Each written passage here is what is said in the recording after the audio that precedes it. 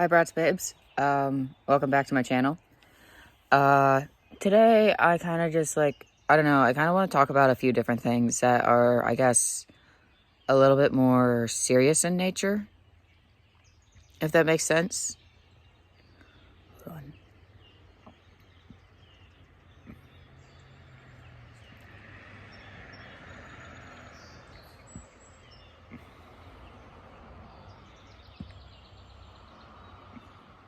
Sorry. I've just taken my morning medications and they've made a few adjustments, so I'm still trying to get used to it. The meds adjustment is a little bit hard on me right now. It's made the nausea even worse. Once I'm used to it again, it'll be okay, and that won't be a problem anymore. So yeah. Anywho, so I've been spending a lot of time on Tumblr, which has been actually very lovely. I've been on the, I guess, coquette girl blogging side of Tumblr, and it's actually a lot of fun over there. Everyone's really supportive and very positive towards each other. But sometimes there is a tendency over there to romanticize mental illness and such, and that's actually kind of what I wanted to talk a little bit about, because I've noticed that there's a lot of BPD coded posts in that side of Tumblr, and a lot of borderline mentally ill posts, if not straight up. I saw this one post. It was just a bunch of Diet Coke, and it was like the new Lana Del Rey meal just dropped, and it was, under the coquette tag and the girl blogging tags and all that, and it's like, okay, yeah, that does read as vaguely disordered, because I would have expected that post to have been made by one of the pro Anna people. But so yeah, it's just really weird to me seeing stuff that I would expect to be tagged as disordered content being tagged as this trendy, cute thing. And I'm not saying that those tags, those types of things shouldn't be discussed in these circles, because they absolutely should. Because mostly what it is, that this tag is embracing, I guess, girlhood, femininity, womanhood, and, but also, I guess, acknowledging the struggles that comes with that, including mental illnesses and toxic standards and a lot of that. I'm sure some people would look at it and be like, oh, it's so girly and pink, this is anti-feminism or something. But I would disagree with anyone who tried to make that argument, because it's just, I don't know, I feel like to an extent it does talk about a lot of feminist issues, about women supporting other women instead of fighting, and I can agree with that kind of messaging. I don't know, I think it's unfair, the fact that, in the world of famous women, they're always pitted against each other, made to feel like they have to compete or have to be better than each other, and then as an audience we're made to feel like we have to pick sides. It's it's so stupid. It's you can either like Taylor Swift or you hate her. You can these other artists, or you can hate them, like Ariana Grande, or who else? You know what I mean? And the thing is, why can't I like all of them in different ways? They all fit in their own, category, in my opinion. They each have a distinct, I don't know, a distinct difference. There's a different personality behind all of the art, and we can appreciate all of the art for that reason. It doesn't have to be, I can either choose Taylor Swift or Sabrina Carpenter. That's stupid. They're two different people with two very different styles. Thematically, yeah. There's some similarities, but guess what? Who doesn't sing about heartbreak? That's stupid. There's so many people to do it, and people act just because Sabrina Carpenter did it, that makes her the next Taylor Swift. And it's Taylor Swift's not even the first to fucking sing about heartbreak. Like, can we please stop comparing people to each other? They can be successful in their own way and in their own right. That's like another thing that I feel like needs to be discussed more. And the fact that as a society, we have a tendency to pick women apart a lot more than men. Men, we actually allow them to exist in their own lane. It's not like, oh, you can only like Eminem or you can like Jack Harlow. You're allowed to like both. It's like so stupid. I mean, don't get me wrong. There's still going to be beef and everything between people. And then there's still going to be a belief that you can't be a fan of one person and like their enemy. And fair, I guess, whatever. I don't really care. I have goosebumps on my neck and shoulder because I'm really cold. It's kind of chilly out here. It's not bad. It's just, it rained last night, but it's really lovely out here with the birds and the all of the grass and the green trees. It's just really peaceful and lovely out here. So that's why I chose to film out here today. Because I've been cooped up inside the apartment feeling unwell. Another thing that I want to discuss is ableism. Ableism is still, I think, in my opinion, a huge issue in this, I guess, subculture of the online world. Which, like I said, I absolutely adore. I love being on that side of the internet. It's so girly and pink and pleasant, and that's like, I don't know, that's kind of the stuff that I'm into. I'm into the pink girly stuff. It's like pink and girly and frilly even. But like, give it a little bit of edge, and that's pretty much, I feel like, my vibe. Like, I don't know, like, but I just feel like there is also an underrepresentation of people of color in those circles, which needs to be fixed, which is really interesting because, like, one of my most, like, coquette, like, style dolls is a, I mean, I created her, but that's not the point. She's a black doll, and she is one of my favorites. She's the first doll that I created on the American Girl Create Your Own portal. And she is my precious, precious baby. As a matter of fact, her hair is in like a heart braid situation right now. I have her kind of like in the house, and I don't feel like getting up, and I'll show you guys later on, though. I certainly will. I'll post it if I don't end up adding it to the video. Pictures of her. But she's a precious, sweet girl. And her girlfriend is too. They're both so cute.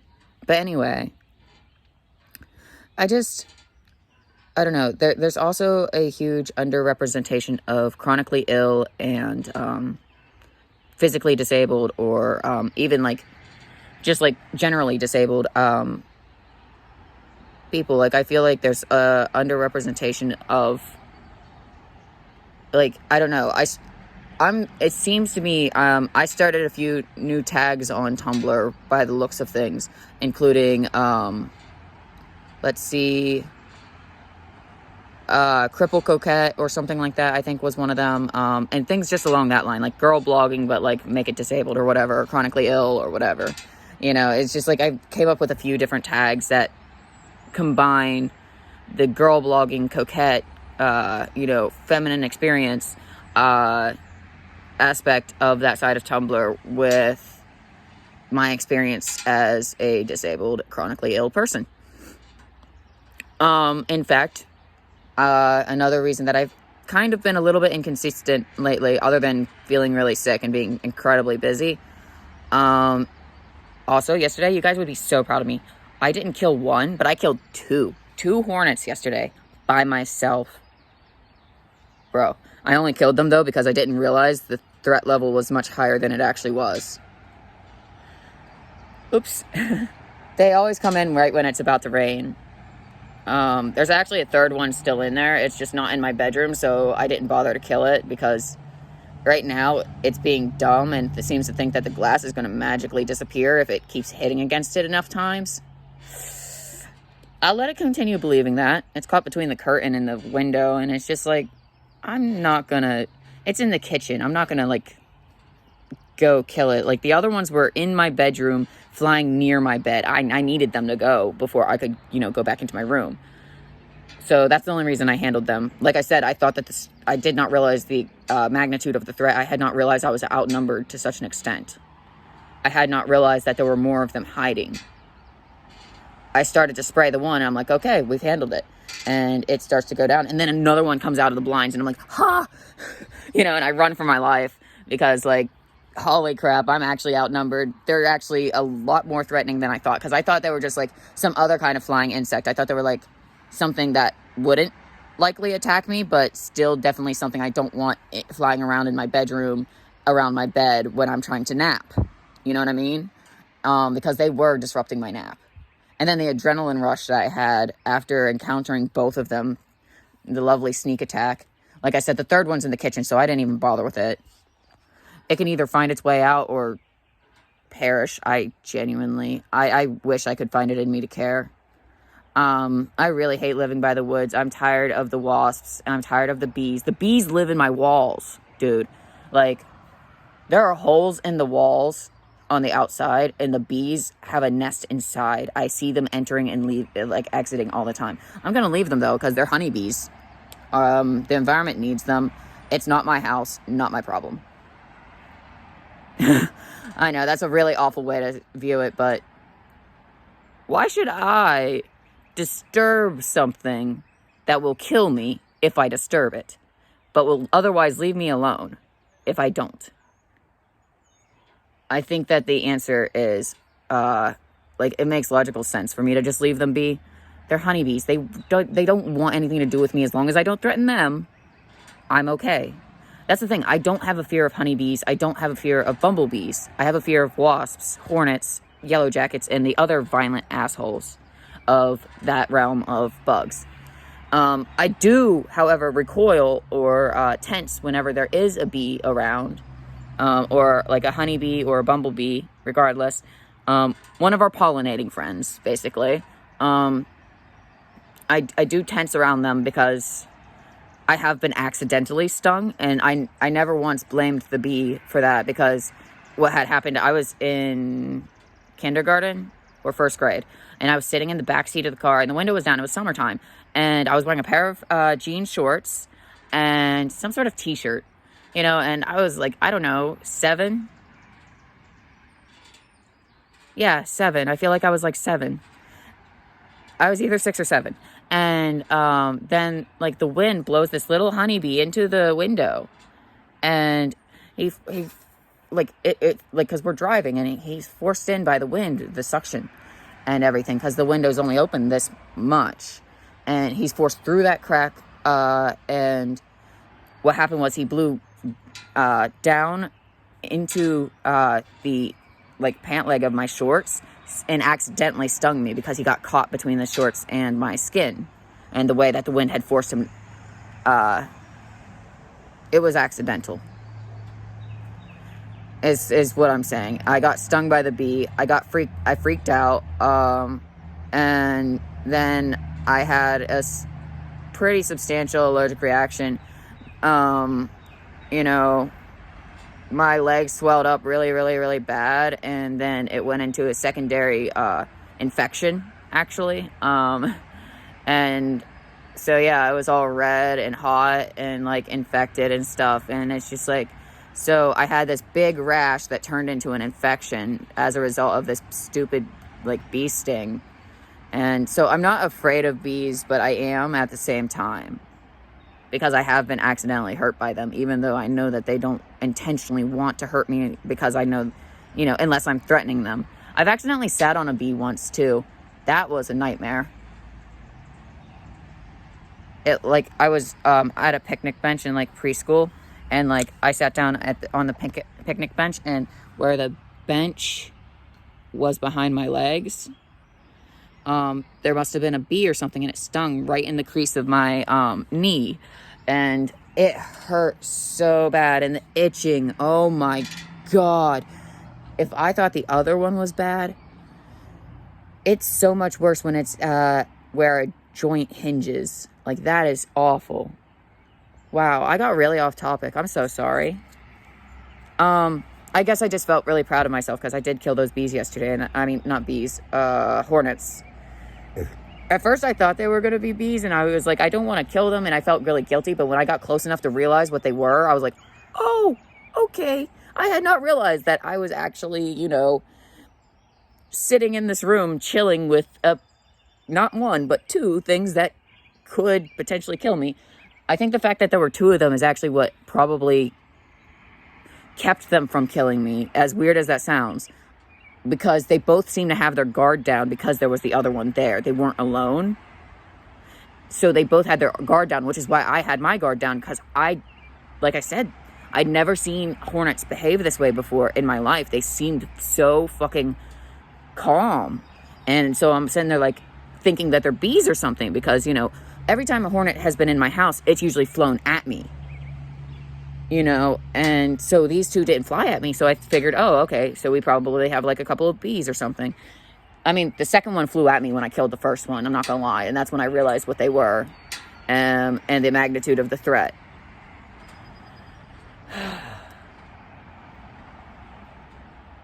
Gosh, it's so funny. And the thing is, like, at first I thought they were bumblebees or something. You know, I'm really blind, y'all. It all looks the same. And so my best identification is done through hearing the sound of their buzz. These hornets are an unfamiliar creature to me. I've never seen these kinds of hornets before in my life, but already since the weather has begun warming up, I have now come across 4 in my house. 4 of these hornets. I have literally never seen them before this. The first hornet is the one I called the cops on. It's so awkward and embarrassing, but that's gonna be such a funny story to look back on. Like, it's already funny to think about, because it's just like, here I am on this phone call with this person, and I'm just like, there's something in my house that's gonna kill me. And it's just, I don't know, it's just really amusing to me, the fact that I called frickin' 911 on a frickin' hornet. Oh my god. That's one for the history books. Yeah.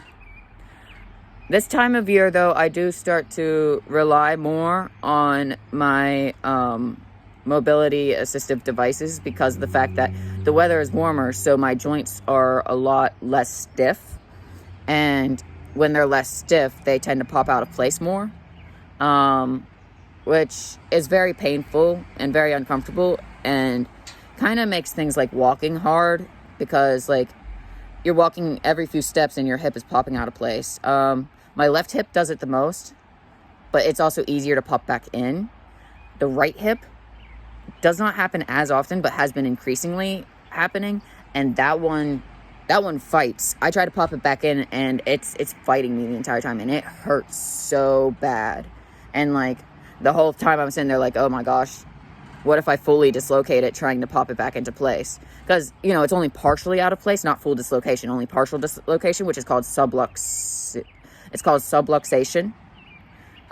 So yeah, so my hips sublux the most. Sometimes my shoulders do, but my hips experience it the most because my legs get the most use out of any other part of my body, because, you know, walking, standing, etc. I actually have been trying to make my wheelchair very cute, customizing it and stuff, and I think I'd like to show you guys at some point what I've done with it. I basically spray painted it, and it looks really trashy, but that's okay. I don't care, really. And then I'm going to crochet covers for the seat to try to make it really, really cute and all that. And yeah, like, I'm going to slowly get it all real pretty and nice. And I'm kind of really excited about that whole idea, because it's just like, I don't know. I feel like wheelchairs should be more fashionable. You know, like, give me a wheelchair that looks cute, that fits my vibe, that I can pair with my cute outfits. And I really hate the fact that, like, the first thought, I think, you know, in the summertime when I'm thinking, hey, you know, we're going to do this fun thing, and I'm super excited, and then this thought creeps up into my mind, great, I'm going to do this fun thing in this cute outfit, but I'm going to be stuck in my chair, so I won't even look cute. That's a lot of internalized ableism, but why is that such a common like thing? Why on earth are people in wheelchairs never portrayed as beautiful? That's not fair, you know? It's very frustrating to me because it's like, it's not anybody's fault. You know, disability happens. Sometimes you're born and God says, this one will be too powerful. Let's go ahead and try to make it a little harder for this person. That's what I like to imagine. I like to pretend that God did this to me just because I'd be too powerful otherwise. Makes me feel better. I know it's stupid, but it's silly. Joke's on him, though, because all he did was made me more fearless and even more unstoppable. Because now I have nothing to lose. And I have absolutely zero sense of embarrassment or shame. Which is why I have no embarrassment showing you guys my trifling ass apartment.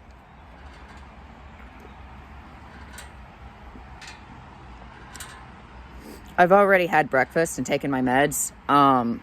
Oh yeah, you guys already knew that because I mentioned the adjustment and struggled earlier a little bit with my stomach. Yeah, actually, it's really nice talking to you guys. I've missed you guys.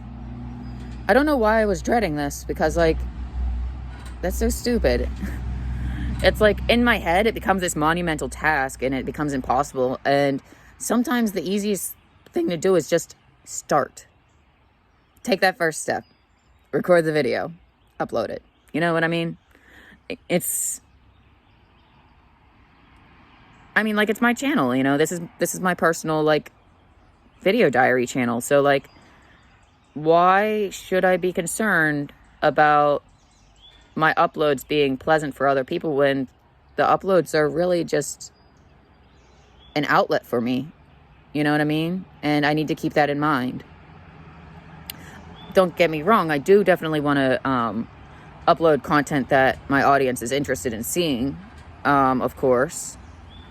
But I guess I need to keep in perspective that, like, the primary purpose of this vlog channel is kind of like a little diary type thing, which means honesty, I think. And the reason I've had to do this is actually this is me adapting to, you know, my disabilities. It hurts to hold a pencil anymore. I miss drawing a lot. I miss writing a lot. And I'm just trying to adapt. I actually really wanted to be an author for a long time. And so now I'm sitting here contemplating and I'm like, okay, I can type. I just don't have a laptop right now. But once I do, I can probably get into writing again. Just not in the physical analog way that I personally have a deep love for. And I guess that's something I'm going to have to make peace with. As long as I still have an outlet, I don't think it's a big deal how I engage in it. Also, I know my hair is a mess. I need to, like, brush it and stuff. I've just woke up and, like, not too long ago. My yard is full of dandelion fluff.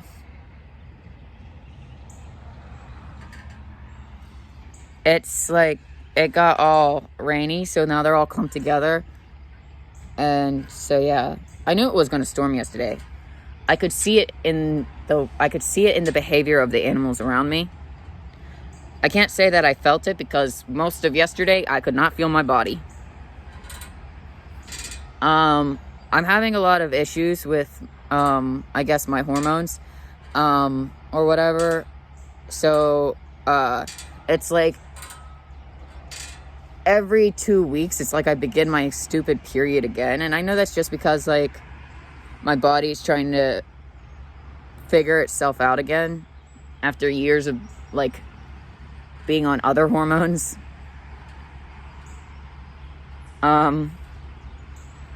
So yeah, it's like really weird. Is it? No, that's just a scab. I need to stop picking at it.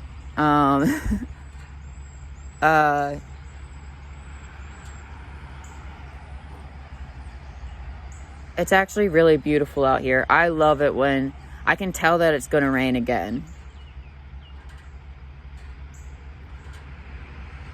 And very soon. And it's probably going to be an ugly one. We can hear the birds, but we don't see them. They're speaking to each other up in the trees. I see no bugs though. That's what makes me believe. And plus, I see the sky. I can feel it. I can feel the dampness in the air. Yeah. So like right now, all my other body pain, life hack, if you're someone who has chronic pain, but you also have endometriosis, just get your period, because you will forget about the other pain. Yeah, like yesterday, the only pain I could possibly be, aware of was the knife in my guts. As a matter of fact, so last year I had to have my appendix taken out, and when I went to the hospital, I literally, I've had period cramps 1,000 times worse. So I went to the hospital like, hey, this is probably something with my appendix. And they're like, how you figure? And it's like the way the pain feels, and I'm like, but it's also not nearly as severe as a period, so like it's not too bad. And then I got my appendix taken out. It was a fun time. Boy, it's chilly. I think that the temperature's dropped a few more degrees. I'm leaving my air conditioner on fan mode because I've found that the hornets don't come into my room when the AC is on. I think it's the vibrations. So now that it's on and I don't intend on turning it off, which sucks because I'm freezing. It's colder inside than it is out here. So yeah. Also, this mustard yellow tank top is literally everything. I got it at Goodwill for like $2. And I definitely can tell this is definitely a Walmart tank top. So that's about what it's worth, $2 at most.